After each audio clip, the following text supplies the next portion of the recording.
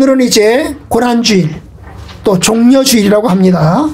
종려주일이라는 것은 예수님께서 십자가를 지기 위해서 고난이 시작되는 마지막 이제 주일 아침에, 안식일이 지난 그 다음날 아침에 베다니에서 이제 나귀 새끼를 타고 예루살렘으로 입성을 했는데요. 입성하는 중에 사람들이 종려나무 가지를 손에 들고 흔들었다 해서 종려주일이라고 합니다. 고난주간, 오늘부터 이제 한 주간이 고난주간이죠, 그죠? 고난주간이 시작되는데, 여러분 아시는 대로 성경에서 마태복음, 마가복음, 누가복음, 요한복음, 예수님의 일생을 담고 있는 이제 복음서인데요. 그 복음서에서 가장 많은 분량을 차지하는 20장부터 28장까지가 고난주간에 대한 이야기예요. 그러니까 여러분, 성경의 4분의 1이, 그죠? 4분의 1 이상이 고난주간에 집중되어 있어요. 예수님의 출생에 대해서 아주 간단하게 지나가는 것, 그리고 예수님의 30년의 공생에 시작되게 되는 시간은 아주 간단하게 지나가면서 공생애를 이제 시작하는데, 그 중에서도 고난주간에 대한 이야기를 굉장히 길게 그리고 있는 것을 봅니다. 그만큼 중요한 거예요. 예수님의 십자가와 고난이 아주 중요한 것을 보여주는 것입니다. 여러분, 기독교는 종교가 아니라 복음입니다. 예수님이 십자가에 못 박혀 죽으시고 장사 지낸 바 되었다가 사흘 만에 다시 부활하신 것, 그것이 복음의 핵심입니다. 예수님의 십자가와 죽으심, 그게 복음이에요. 아니 뭐 그딴 게 복음입니까? 여러분, 승리자가 되어가지고 제국의 왕이 되어서 그 제국의 평화를 온 나라에 파급시키는 것이 복음이지. 여러분, 로마 제국 당시에 로마 제국의 황제가 곳곳에 도로를 놓고 곳곳에 뭐예요? 사당을 짓고 신당을 짓고, 그리고 로마의 평화를 힘으로 다스리고자 했어요. 그들에겐 그것이 복음이었어요. 로마의 평화, 온 제국이 로마의 통치 안에 들어가는 것, 그것이 로마의 시대의 복음이었어요. 그런데 여러분, 예수님은 그 로마의 평화에 들어가는 빌라도 총독 아래서 십자가에 못 박혀 죽으셨어요. 로마의 통치자에 의해서, 로마의 지배자에 의해서 십자가에 못 박혀 죽으셨어요. 수치스럽고 모욕받으면서 죽었어요. 그런데 바로 그것이 복음이에요. 여러분, 이 복음을 우리가 오늘 함께 나누기를 원합니다. 오늘 갈라디아서의 1장 4절 5절을, 그리고 로마서 6장을 우리가 5장 읽었는데요. 여러분, 예수님의 십자가의 죽으심 그리고 부활하심, 그것이 복음이에요. 고난받으시고 채찍질 당하시고 모욕당하시고 욕을 먹으시고 그리고 피 흘려 죽으신 것이 복음입니다. 왜요? 왜 그것이 복음이에요? 그것 때문에 우리가 구원받았으니까요. 예수님의 십자가에 박혀 죽으시고 고난받으시고 부활하신 것 때문에 우리가 살고 우리가 생명을 얻기 때문에 그것이 복음이에요. 여러분, 로마서 1장에 보면 복음에 대한 정의를 내리고 있어요. 1장에 보면 1장 2절에 보면 복음에 대한 이야기를 해요. 이 복음은 하나님이 선지자들을 통해서 그의 아들에 관하여 성경에 미리 약속하신 것이라. 복음이 무엇이냐고요? 그의 아들 예수 그리스도, 그것이 복음이에요. 그런데 그의 아들에 관하여 말하면 바로 육신으로는 다윗의 혈통에서 나셨고 성결의 영으로는 죽은 자 가운데서 부활하사 능력으로 하나님의 아들로 선포되셨으니 곧 우리 주 예수 그리스도시니라. 바로 우리 주 예수 그리스도께서 우리의 복음입니다. 왜냐하면 주님의 십자가의 죽으심 때문에 우리가 살고 구원함을 얻고 생명을 얻기 때문입니다. 우리가 읽은 내용, 갈라디아서 1장이 그리고 로마서 5장이 그와 같은 내용을 다뤄주고 있어요. 오늘은 그것을 보고자 합니다. 여러분, 첫 번째, 예수님의 십자가의 죽으심과 부활은 하나님의 뜻에 따라 이루어졌어요. 갈라디아서 1장에 보면, 우리가 읽은 말씀에 보시면 이야기를 하죠. 그리스도께서 하나님 곧 우리 아버지의 뜻을 따라서, 예수님이 이 땅에 오셔서 고난받으시고 십자가에 죽으신 것은 하나님의 뜻을 따라서 이루어졌어요. 하나님께서 계획하시고 그 계획의 일환으로서 십자가에 못 박혀 죽으시는 일이 일어났던 것입니다. 여러분, 구원의 길은 아주 오래전에 인간이 타락했을 때 시작되었습니다. 아담이 선악과를 먹고 그리고 무화과로 이제 치마를 만들어서 가렸잖아요. 그런데 여러분, 이 치마로 만든 옷, 무화과로 만든 옷, 이것은 햇빛이 나면 부셔져 버리고 말아요. 그것이 우리를 진정으로 가릴 수 있는 게 안 되는 거죠. 그건 임시방편인 것입니다. 그런데 하나님께서 그 아담과 하와를 위해서 만들어주신 것이 곧 뭡니까? 바로 가죽옷입니다. 가죽옷을 지어서 입혀주십니다. 여호와 하나님이 아담과 그의 아내를 위하여 가죽옷을 지어 입히시니라. 여러분, 하나님께서 가죽옷을 지어 입혔어요. 이것은 무화과로 만드는 옷보다 훨씬 더 견고하고 튼튼하고 찢어지지 않는 옷입니다.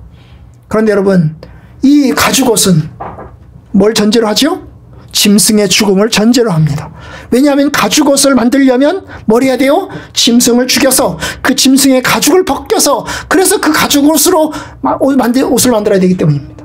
결국 하나님께서 사람에게 가죽옷을 지어 입히는 데는 짐승을 희생하시면서 어떻게 합니까? 가죽옷을 지어 입혔어요. 하나님의 계획이 인간의 구원을 위해서는 짐승을 희생시키고 누군가 대신 희생한다는 것을 보여주는 것입니다. 이것이 구원의 예표였고 시작이었습니다. 이스라엘 백성들을 하나님 부르시고 난 다음에 이스라엘 백성들에게 하나님께서 이제 제사를 가르쳐 주십니다.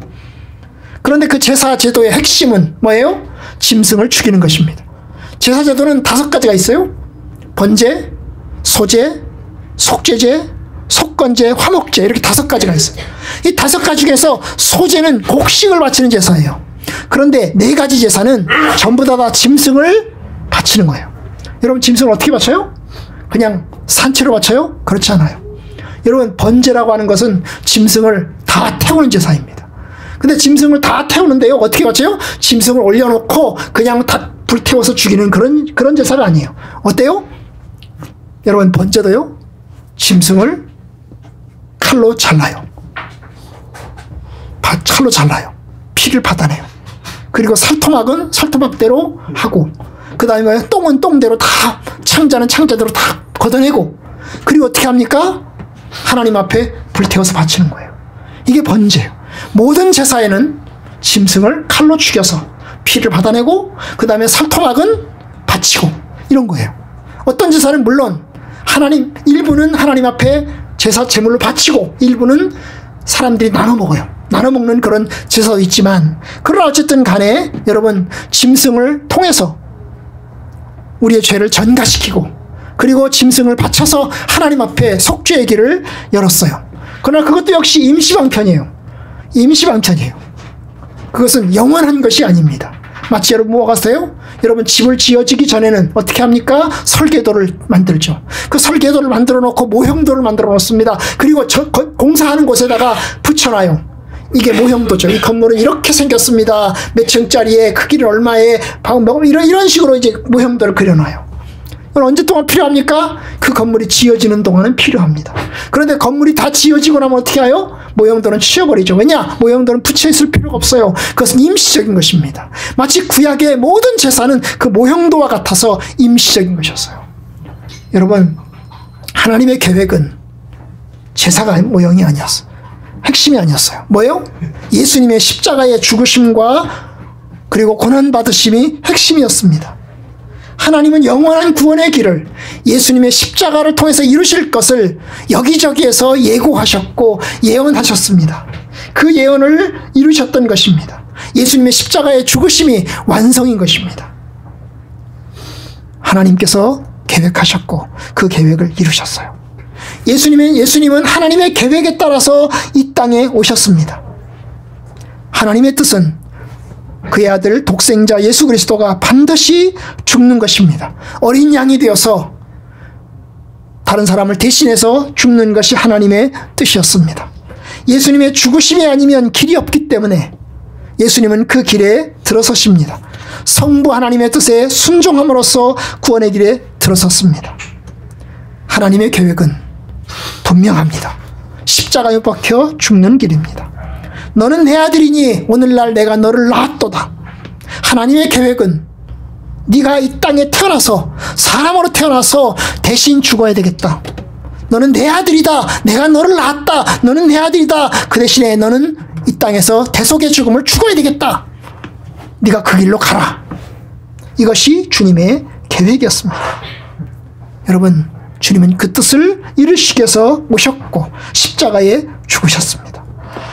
주님은 하나님의 뜻에 100% 순종하셨고 다 성취하셨습니다.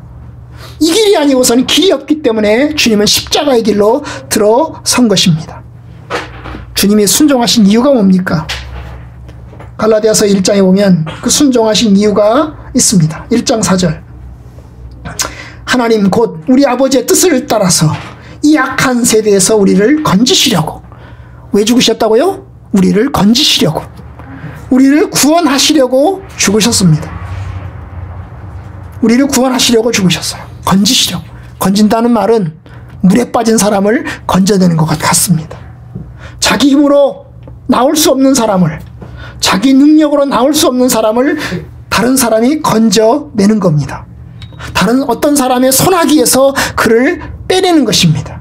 그것이 구원입니다. 주님이 우리를 구원하시기 위해서 십자가에 죽으신 것입니다. 그런데 어디서 구원한다고 그랬어요? 이 악한 세대에서. 이 악한 세대라고 하는 것은 사탄이 통치하는 사탄의 권세를 이야기하는 것입니다. 사탄의 통치와 사탄의 다스림이 있는 세대, 그것이 이 악한 세대입니다. 흑암의 권세라고도 합니다. 사탄의 권세라고도 합니다. 성경은 그걸 흑암의 권세라고, 그리고 사탄의 권세라고 이야기합니다. 그곳에서 건지시려고 우리를 위해서 죽으신 것입니다. 그 길이 아니면 길이 없으므로, 그렇게 해야 건져낼 수 있기 때문에 주님께서 우리를 대신하여 죽으셨어요. 그의 목적은 분명합니다. 우리를 건져내시려고. 여러분, 주님이 아니면 우리는 여전히 악한 세대 가운데 있을 겁니다. 약한 세대의 통치 세력 가운데 있을 겁니다. 여러분, 악한 세대의 통치, 사탄의 권세의 통치, 뭐예요? 우리를 죄를 짓게 만들고 우리를 죽음으로 끌고 가고 결국 멸망으로 끌고 가는 것이 사탄의 권세입니다. 이 세상에 사는 동안 우리를 죄 가운데 사로잡혀 살게 합니다. 죄를 향해서 살아가게 만듭니다. 방탕하게 만들고, 술 취하게 만들고, 음란하게 만들고, 호색하게 만들고, 다투고 시기하게 만듭니다. 여기에 해당되지 않은 사람이 누가 있습니까? 다 관련되어 있습니다. 여러분, 21세기 과학시대에 여전히 악이 득실거리고 있습니다. 지금부터 100년 전인 조선시대에만 어둠의 권세가 득실됐던 것이 아닙니다. 그때는 참 추했죠. 술 먹고, 그 다음에 계집질하고, 그 다음에 첩두고, 그리고 착취하고 빼앗았습니다. 100년 전의 모습이 그러했어요. 아마 이 식민지 근대화론을 주장하는 사람들은, 그러니까 우리가 일제시대에 일제가 우리를 다스렸어, 그러니 그래도 싸, 이렇게 이야기하는 사람들이 있습니다. 아주 극우에 있는 사람들이죠. 일본에 감사해야 돼, 대일본 제국 감사해야 돼, 이렇게 이야기를 합니다. 여러분, 그러나 여러분, 제가 다시 말씀드리지만 조선시대만 그런 게 아니에요. 지금도 역시 여전히 우리 가운데 어둠의 권세가 자리를 잡고 있어요. 여전히 우리를 통치하고 있습니다. 참 추악하고, 권력의 추악함을 우리가 보잖아요. 저는 최근에 이문정 검사 이야기를 들으면서 검사들도 성폭행당하고 성추행당하는구나. 여러분, 검사 정도 되면 대단하잖아요? 검사 정도 되면 옛날에 영감님이라고 그랬잖아요? 누가 건드려요. 그런데 이문정 검사가 자기가 성폭행 당할 뻔했던 이야기를 이제 하더라고요. 응? 자기 검사인데 검사들끼리 같이 식당에 가서 밥을 먹고 술을 마셨대요. 근데 부장검사가 자기 집에 쫓아왔대요. 응? 자기 집에 쫓아왔대요. 그리고 자기보다 먼저 자기 방에 들어가더래요. 태워다 준다고 그러면서. 자기 방에 들어가대요. 그러면서 들어오라고 그러더래요. 안 들어가려고 하니까 자기 발을 잡아당기더래요. 성폭행당하려고. 문 열어놓고 소리 지르겠다고 막 그랬대요. 당신 나가시라고. 결국 나갔대요. 그 다음날 김은정 검사 그 자기 부장검사 찾아가서 당신 옷 벗으시라고. 옷 안 벗으면 당신 추하게 만들겠다고. 그렇게 해서 옷을 벗게 만들었대요. 아니, 검사 정도 되면 누가 건드리겠어요? 그죠? 아무도 건드릴 사람이 없을 것 같아요. 그런데 권력자들의 세계에서도 온갖 악이 득실득실 거리고 있습니다. 자기들의 악을 저질러 놓고 다른 사람에게 뒤집어 씌웁니다. 가해자들이 피해자가 되고 그리고 피해자가 가해자가 되는 세상이 요즘 세상 아닙니까? 사탄의 권세가 여전히 이 세상을 통치하고 있는 것입니다. 여러분, 우리 마음속에 거짓말을 하고 다른 사람을 속이고 악한 생각을 하는 것, 우리 속에 사탄의 역사가 있는 겁니다. 그런데 우리 마음속에만 있나요? 그렇지 않아요.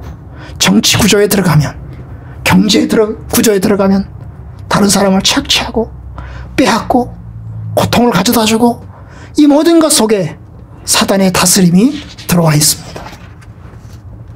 많이 좋아졌어요. 복음이 들어가면서, 하나님의 뜻이 들어가면서 많이 좋아졌어요. 그렇지만 여전히 사탄의 통치가 견고하게 남아있는 것을 보게 됩니다. 우리를 죄와 사망으로 끌고 가듯이 온 나라를 사망으로 끌고 갑니다. 주님이 오신 것은 바로 이 악한 세대에서 우리를 건지시기 위해서 오셨습니다. 그래도 지금부터 7, 80년 전에는 예수 믿는 사람들이 들어가면서 예수 믿는 사람들이 생겨나자, 한둘씩 생겨나자 사람들이, 탐관오리들이 눈치를 봤어요. 저 사람은 예수쟁이구나, 예수쟁이기 때문에 우리가 함부로 할 수 없구나, 그러면서 자기를 제어하고 속이지 못하게 하고, 오히려 뭐예요? 저 마을에 예수쟁이가 있다 그러면 그 마을에 안 가려고. 나는 저 마을에 보내지 마세요. 나는 저 마을에 안 들어가고 싶어요. 왜? 저 마을에 들어가면 나쁜 짓을 못 하거든요. 그만큼 눈치를 봤던 그런 시대가 있었는데요. 예수 믿는 사람들이 하나님의 뜻 가운데서 온전하게 실천하지 않으니 여전히 사단의 권세 아래서 여러분 악과 타협하고 유혹을 받아서 무너지고, 그러니 여러분 이 세상의 구조가 달라지지 않는 것입니다. 분명합니다. 예수님 악한 세대에서 건지시려고 우리를 죽으셨습니다. 우리를 악한 세대에서 건져내서 의의 백성으로, 하나님의 백성으로 만드시려고 십자가에 못 박혀 죽으신 것입니다. 주님은 어떻게 하셨나요? 주님은 자기 몸을 주셨습니다.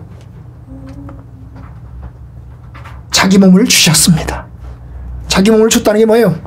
자기 몸을 제물로 줬다는 얘기입니다. 어린 양과 같이 자기를 내어서 피를 흘려 죽으시고 사람들의 모욕을 받으시고, 그리고 십자가를 치시고 골고다로 걸어가셨습니다. 그리고 양손에 못을 박히고 양발에 못을 박히고 그리고 찢겨 죽었습니다. 맨 마지막에는 창에 찔려서 죽임을 당했습니다. 죄값이 죽음이기 때문에 예수님이 자기 몸을 십자가에 내어주심으로 우리를 구원하신 것입니다. 우리 예수님이 죽고 우리는 살아나는 것입니다. 아브라함이 이삭을 죽이려고 모리아산에 갔습니다. 모리아산에 갔어요. 그런데 아브라함이 이삭을 죽이려고 하는 순간 여러분 하나님께서 살리시죠. 그리고 수풀에 걸려있는 양을 발견하게 합니다. 그리고 그 양을 이제 이삭을 대신하여 죽임으로 이삭을 살려냅니다. 어린 양의 머리에 우리의 죄를 다 뒤집어 씌우고, 그리고 결국 그 양을 죽임으로 우리의 죄가 용서받듯이 십자가에 못 박혀 죽으신 예수님, 그렇게 죽으셨어요. 우리가 서야 할 그 자리에 주님이 서셨고 우리가 죽어야 할 그 자리에 주님께서 죽으셨습니다. 여러분, 예수님은 자기의 죽으심을 성찬을 통해서 말씀하셨습니다. 우리가 조금 있다 이제 떡과 잔을 띠겠지만 주님 말씀하십니다. 이것은 너희를 위해서 주는 내 몸이다. 이것은 너희를 위해서 주는 내 피다. 이것은 죄사함을 얻게 하려고 많은 사람을 위해서 흘리는 바 나의 피, 곧 언약의 피다. 너희가 내 살을 먹고 내 피를 마시지 않으면 생명을 얻을 수가 없느니라. 여러분, 그것이 성찬의 의미입니다. 주님이 나를 위해서 죽으셨고 나를 위해서 피 흘려 죽으셨고 나를 위해서 고난받으셨고 나를 위해서 욕을 받으셨습니다. 누가 그렇게 하겠습니까? 누가 다른 사람을 위해서 그렇게 자기 몸을 내어줌으로 대신 죽겠습니까? 여러분, 그렇게 할 사람 많지 않아요.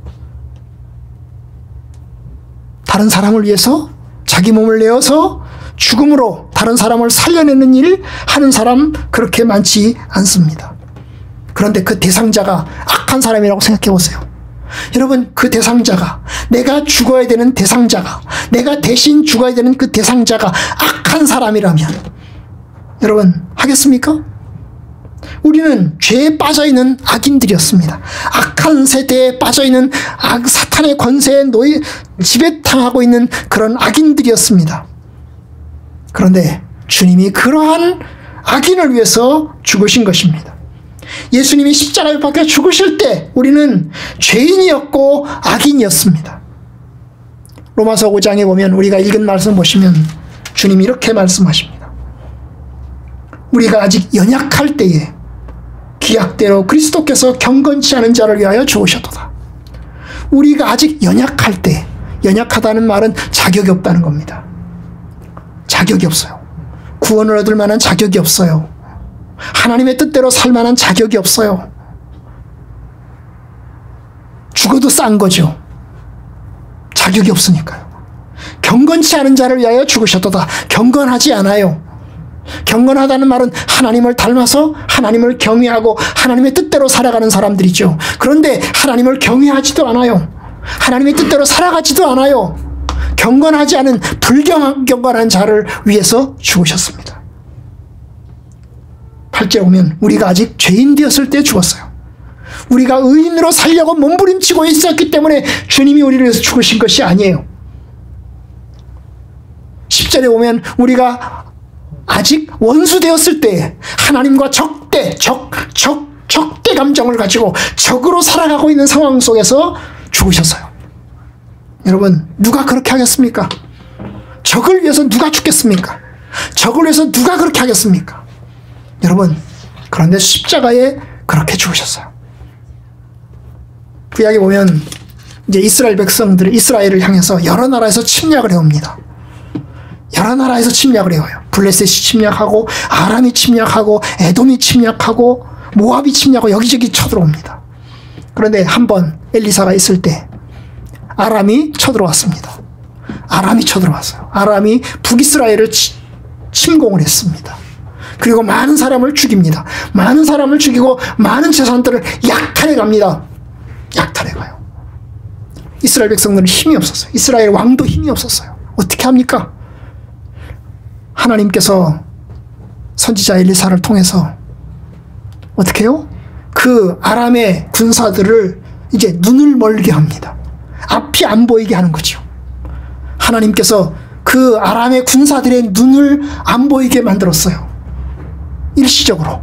여러분, 앞이 안 보이니 어떻게 해요? 전쟁을 할 수가 있나요? 전쟁을 할 수 없어요. 침략을 해가지고 왔는데 사람을 막 죽이고 그러고 있는데 갑자기 앞이 안 보이는 겁니다. 전 군사가 앞이 안 보이는 거예요. 어떻게 합니까? 전쟁이 안 되잖아요. 자, 이스라엘 때가 이제 이때다 싶어가지고 저놈들을 사그리 다 죽이려고 하는데 하나님께서 죽이지 마라 그래요. 죽이지 마라. 하나님께서 죽이지 마라. 아람 군사들을 죽이지 마라 그래요. 어떻게 합니까? 그 아람 군사들을 다 사마리아로 잡아왔어요. 다 잡아왔어요. 그리고 어떻게 해요? 먹을 것을 줍니다. 먹을 것을 줘요. 먹을 것을. 그 아람의 군사들을 위해서 먹을 것을 줘요. 먹을 것을 줘요. 적군을 위해서 먹을 것을 줘요. 그리고 어떻게 하죠? 아람의 군사를 그대로 돌려보냅니다. 그 일 이후로 아람에서 한동안 이스라엘을 침략하지 않아요. 침략하지 않아요. 여러분, 원수를 어떻게 갚아요? 원수를 원수로 갚으면 적대감은 계속되고 전쟁은 계속되는 것입니다. 그런데 여러분, 원수를 사랑으로 갚으면 내가 지는 것처럼 보이지만 결과적으로는 이기는 것이잖아요. 우리가 알잖아요. 바람으로 사람의 옷을 벗기는 게 아니고 햇빛으로 사람의 옷을 벗긴다고. 여러분, 주님께서 우리를 위해서 죽으셨는데 그 우리를 위해서 죽으신 그 바로 우리는 어때요? 여전히 악인이었고 여전히 불경건하고 여전히 죄인인 상태에서, 자격이 없는 상태에서 주님이 우리를 위해서 죽으셨습니다. 생각해 보세요. 여러분이 자격이 없는 사람에게 선물을 주나요? 가치가 없는 사람에게 선물을 줍니까? 여러분, 선물을 줄 때는 가치가 있는 사람에게 줍니다. 나와 관련이 있는 사람, 내가 사랑하는 사람에게 선물을 줍니다. 여러분, 누구에게 부조금을 갖다 냅니까? 가치가 없는 사람에게 부조금을 갖다 내나요? 그렇지 않죠. 나에게 중요한 사람에게 선물을 갖다 주고 부조금도 갖다 주는 것입니다. 우리의 몸은 어떻습니까? 우리의 선물도 그렇고 우리의 부조금도 그런데 우리의 몸은 어떻습니까? 일반적으로 사람은 가치 있는 사람을 위해서, 나에게 중요한 사람을 위해서도 사실 내 몸까지 주지는 않습니다. 가치가 있어도 중요해도 내 몸까지는 잘 못 줍니다. 그냥 돈을 줄 수 있습니다. 부조금을 줄 수 있습니다. 선물을 줄 수 있습니다. 그런데 내 몸까지 주기는 어렵습니다. 대신 죽지 않습니다. 그런데 예수님은 가치가 없는 사람을 위해서, 불경한 자를 위해서 죽으셨습니다. 우리가 아직 죄인 되었을 때 그리스도께서 우리를 위해서 죽으셨고, 우리가 연약할 때 불경한 자를 위해서 죽으셨어요. 우리가 악인이었을 때 주님께서 그의 피를 흘려 죽으셨어요. 그것이 주님의 사랑이고 주님의 은혜입니다. 어쩌면 여러분, 이 사랑은 부모의 사랑과 같겠죠. 부모님은 자신의 몸과 살을 찢어서 자식에게 줍니다. 몸의 건강을 해쳐가면서 일을 해서 자식을 먹여 살립니다. 자기는 안 쓰고 안 입고 절제해 가면서 자식을 부양하려고 합니다. 이것이 헌신이고 이것이 사랑입니다. 그런데 자식이니까, 사랑하는 나의 자식이니까 그렇게 헌신하는 것입니다. 그런데 예수님을 보십시오. 하나님을 보십시오. 우리가 그럴 만한 자격이 있어요? 우리가 그럴 만한 가치가 있습니까? 하나님의 사랑받는 자식입니까? 여러분, 하나님은 원하시면 언제든지 돌로 사람을 만들 수 있고 흙으로 사람을 만들 수 있습니다. 하나님과 원수된 사람 언제든지 새로 만들 수 있습니다. 그런데 주님께서는 새로 사람 만들지 않으시고, 새로 흙으로 사람 만들지 않으시고, 이미 죄인된 사람들 사거리 다 죽여놓고 새로 만들지 않으시고 우리에게 은혜를 베푸십니다. 자격이 없는 자에게 하나님께서 은혜를 베푸시는 것입니다. 가치가 없는데 그 가치가 없는 사람을 위해서 하나님께서 자기 몸을 내어 주셨습니다. 부조금 준 게 아닙니다. 돈 준 게 아닙니다. 자기 몸을 내어 주셨습니다. 그것이 뭘 의미합니까? 여러분, 우리가 하나님의 은혜 가운데서 가치가 있다는 거죠. 너는 내 자식이다. 너는 내 자녀다. 내가 너를 사랑했다. 지금부터 사랑한다. 여러분, 우리가 이제 하이델베르그 여론답에서 보겠지만 예수님은 하나님의 친자요 독생자이십니다.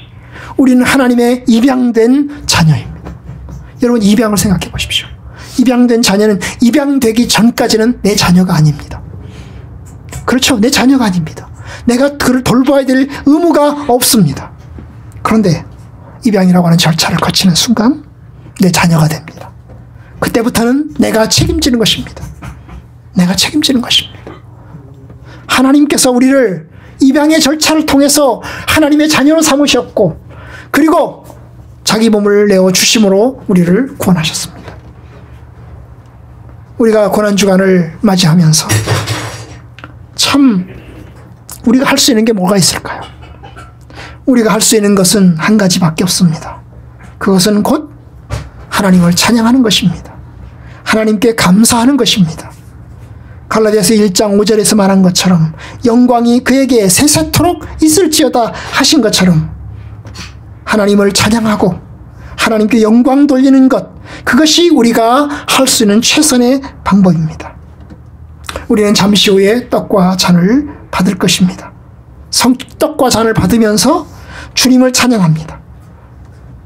나에게 나같이 부족하고 나같이 연약한 자에게 은혜를 베풀어 주신, 구원의 은혜를 베풀어 주신 하나님을 찬양합니다. 여러분들도 이번 한 주간 동안 주님의 은혜를 찬양하는 성도들이 되기를 바랍니다. 금식 많이 안 하셔도 괜찮습니다. 하실 수 있으면 한 끼만 하십시오. 여러분의 몸을 고통스럽게 하기 위해서 힘들게 고행 안 하셔도 괜찮습니다. 여러분, 하나님의 은혜를 감사하는 시간 가지시면 좋겠습니다. 카니발이라고 하는 절기가 있어요. 이게 로마 캐톨릭에 있는 절기인데요. 이 카니발이라고 하는 절기는 사육제라고 하는 절기입니다. 이 우리 개신교는, 특히 우리 교단 합동 측은 사순절을 지키지 않습니다. 우리는 고난주간만 지킵니다. 그런데 이제 천주교회는 사순절도 지키거든요. 그런데 여러분, 사순절을 기간 동안에는 금식하는 주간이에요. 고행의 시간을 갖는 거예요. 예수님이 십자가에 못 박혀 죽으셨기 때문에 고난의 시간을 겪는 겁니다. 그 고난의 시간에는 고기를 안 먹어요. 평상시에는 고기를 먹는데 고난주간, 고난의 시간을 보내는 동안에는 고기를 안 먹어요. 그냥 주님의 고난에 동참한다는 마음으로. 그런데 문제는 뭐냐 하면 그 고난의 시간을 시작하는 사순절 그 직전에 어떻게 해요? 폭식을 합니다. 사순절 기간 동안에 우리가 못 먹을 거니까 미리 먹어두자. 우리가 미리 먹어서 영양분을 보충해두자. 그래가지고 막 폭식을 합니다. 여러분, 이건 올바른 게 아니죠. 그죠? 올바른 게 아닙니다. 그죠? 차라리 고난주간에 고기를 드시는 게 낫습니다. 절제하시면서 고기를 드시는 게 낫습니다. 여러분, 우리가 할 건 뭐라고요? 하나님께 감사하고 하나님을 찬양하는 겁니다. 내게 구원의 은혜를 베푸신 주님 감사합니다. 나같이 자격 없고 나같이 무능하고 나같이 연약한 자를 사랑하시는 주님 감사합니다. 감사합니다. 이것이 우리가 할 수 있는 겁니다. 여러분이 가장 존경하는 분이 누구입니까? 세종대왕인가요? 이순신인가요? 아닙니다. 저는 저를 낳고 길러주신 저희 어머님이 가장 존경스럽습니다. 아무것도 할 수 없는 나를 임신하고 10달 동안의 고통을 가지시면서 나를 낳았습니다. 무거운 몸을 이끌고 추위와 더위 속에서 보내셨습니다. 낳고 난 다음에 기르기 위해서 헌신하셨습니다. 제가 어릴 때 제 몸이 무슨 의사가 있겠어요. 그죠? 저 이웃 마을에 내려가면, 우리 마을엔 없고 저 아랫마을에 내려가면 큰 시장 있는 마을이 있어요. 그 큰 시장 있는 마을에 가면 거기에 이제 야매 의사가 있어요. 야매 의사. 야매 의사가 있어요. 의원이 어디가 있겠어요? 야매 의사가 있는 거죠. 그래서 그 야매 의사에게 데리고 갔어요. 그리고 이제 약 처방 받게 했죠. 약 받아왔죠. 그리고 저 옆에 한참 다른 마을 또 가면 거기에 이제 침 주는 사람이 있어요. 침 맞으라는 거죠. 가서 침을 여기도 머리부터 시작해서 온몸을 다 맞는 겁니다. 저를 안고, 제 기억 속에 제가 열이 불덩어리 같은데 저희 어머님이 저를 업고 달려가는 것이 느껴집니다. 그게 어렴풋하게 기억이 납니다. 엄청난 수고 덕분에 제가 살아난 겁니다. 아마 아니면 저는 죽었을 겁니다. 엄청난 수고 덕분에 제가 살아났어요.